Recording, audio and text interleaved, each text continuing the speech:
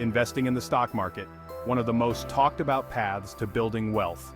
But is it still a good idea? In this video, I'm going to explain how the stock market works, how you can start investing, whether it's a safe bet, and dive into its fascinating history. Let's get started.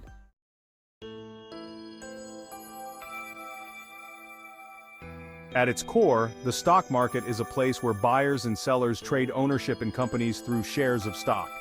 Each share represents a tiny slice of that company. When you own a stock, you have a claim to part of the company's assets and earnings. Let's take Apple, for instance. When you buy Apple stock, you own a piece of the company and you benefit from its success.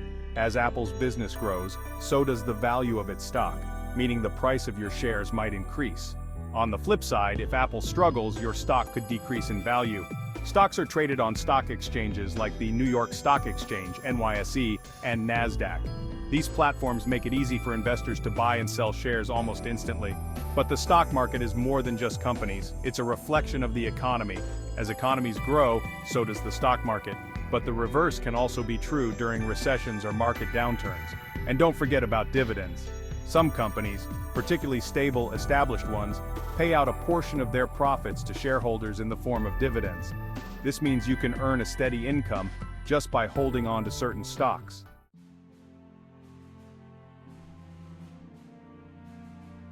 The concept of the stock market didn't start overnight. Its origins can be traced back over 400 years to the Dutch East India Company. In the early 1600s, the Dutch were trading goods like spices and textiles worldwide, and they needed a way to raise capital for these massive expeditions. Their solution? Offering shares of their company to the public. In exchange, investors received a share of the profits. This was the world's first initial public offering, IPO. From there, the concept of buying and selling shares began to evolve, and by the late 18th century, stock trading became more formalized. Fast forward to 1792 in New York, where 24 stockbrokers signed the Buttonwood Agreement, effectively creating what we know today as the New York Stock Exchange. It started with just a handful of companies but eventually became a global financial powerhouse, where millions of trades happen every day. Today, the stock market looks very different. With the rise of technology, trades happen in milliseconds and markets operate across borders, giving individual investors access to companies from all around the world.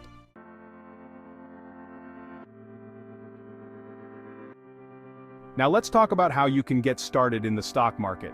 It's easier than ever thanks to online brokerage platforms, but it's important to approach investing with a plan. Step 1 is picking the right brokerage account.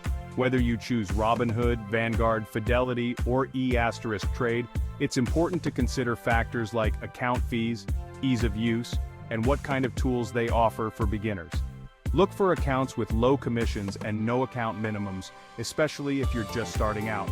Once you've chosen a brokerage, the next step is funding your account. You'll link your bank account to the brokerage and transfer money over. The good news is, you don't need thousands of dollars to get started. Some brokerages allow you to start investing with as little as $5 thanks to fractional shares.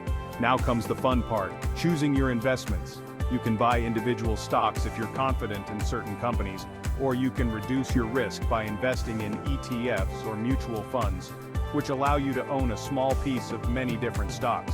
This helps spread out your risk, known as diversification. When you're investing, think long-term. The stock market is volatile in the short term, but over decades, it tends to grow. Many experts recommend holding onto your investments for at least 5 to 10 years to ride out the market's ups and downs.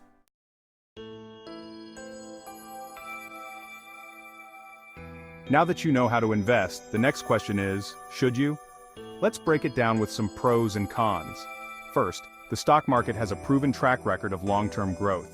Historically, it's averaged around 7 to 10% annual returns over the past century. Compound interest also means your money grows exponentially over time.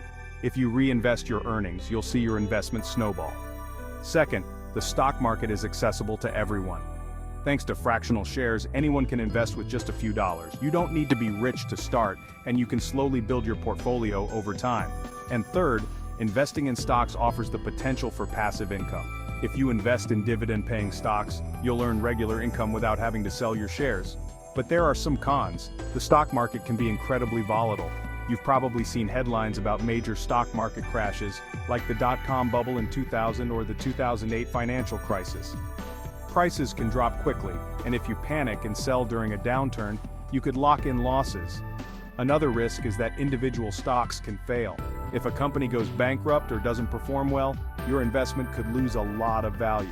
That's why diversification is so important. It spreads your risk. And finally, remember that investing requires patience. If you're looking for quick gains, the stock market may not be the best option. The best returns come from investing for the long haul.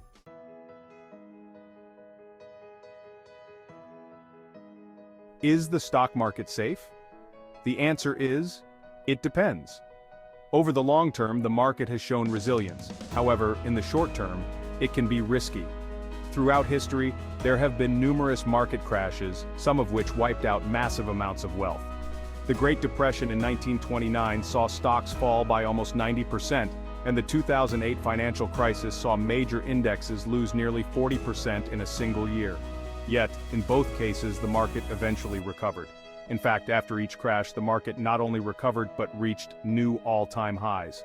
For example, after the 2008 crisis, the stock market bounced back stronger than ever, reaching record highs by the 2010s. Long-term investors who stayed patient were rewarded. So, while it can be risky in the short term, those who invest wisely, diversify, and think long-term tend to see good returns. It's not about timing the market, but time in the market.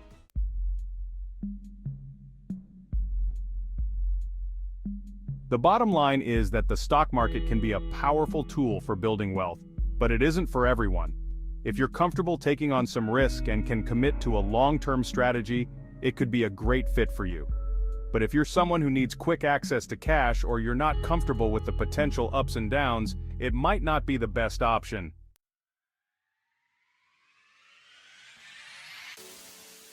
So, what do you think? Are you ready to start investing in the stock market? Or maybe you've already dipped your toes in. Let me know in the comments below. What are your concerns, your goals, or even your favorite stocks? Do you think the stock market is a smart investment? Comment below and join the conversation. I'd love to hear your thoughts. And if you found this video helpful, don't forget to hit that like button, subscribe to the channel for more financial tips, and click the bell icon so you don't miss any of my future videos. Thanks for watching. I bet you didn't know managing money could be this easy. Subscribe now and get the latest finance tips and tricks straight to your feed. From saving smarter to investing better, we've got you covered. Don't miss out. Hit that subscribe button today.